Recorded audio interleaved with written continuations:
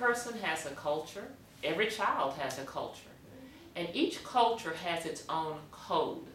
And some of those codes are hidden codes. Are you familiar with cultural codes? Well, let me illustrate that point. I worked 14 years in the Dallas Independent School District. After working 14 years in Dallas ISD, I picked up and moved to Cambridge, Massachusetts. I literally lived across the street from Harvard University. Now, when I was in Dallas ISD, the last 6 years, I served as an elementary principal.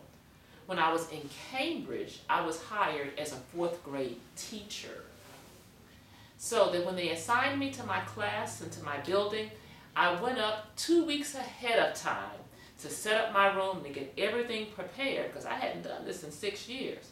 So I was all ready, and I went up to the classroom, and I cleaned up the desk, and I dusted bookshelves, and I put up my bulletin boards, and I had everything ready. So that now I'm ready to start working on lesson plans.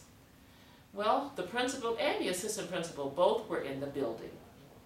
And the assistant principal came by the room, and she introduced herself and said she was here to help and let me know if she needed anything, if I needed anything. Well, she left. And I started thinking, she didn't mention textbooks. Well, the next time she came through, we talked a little bit, and she moved on, and I said, she still didn't say anything about textbooks.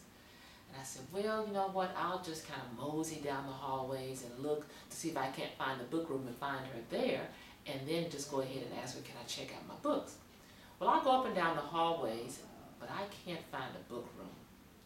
So the next time she stops by, I said, listen, I'd like to know, when can I check out my textbooks? And she says, textbooks?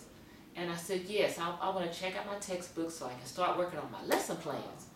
She says, we don't have state-adopted textbooks here in Massachusetts. OMG. What am I going to do?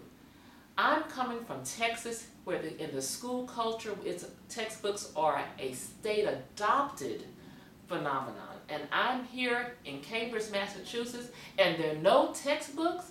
What am I going to do?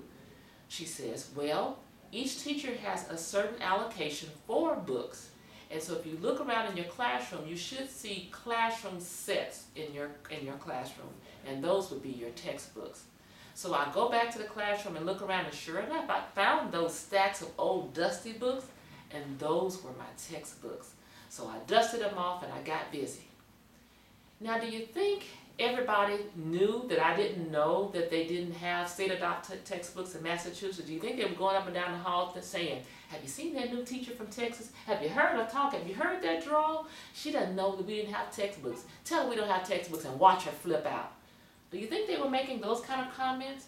No, not at all. They didn't want me to fail. They wanted me to succeed.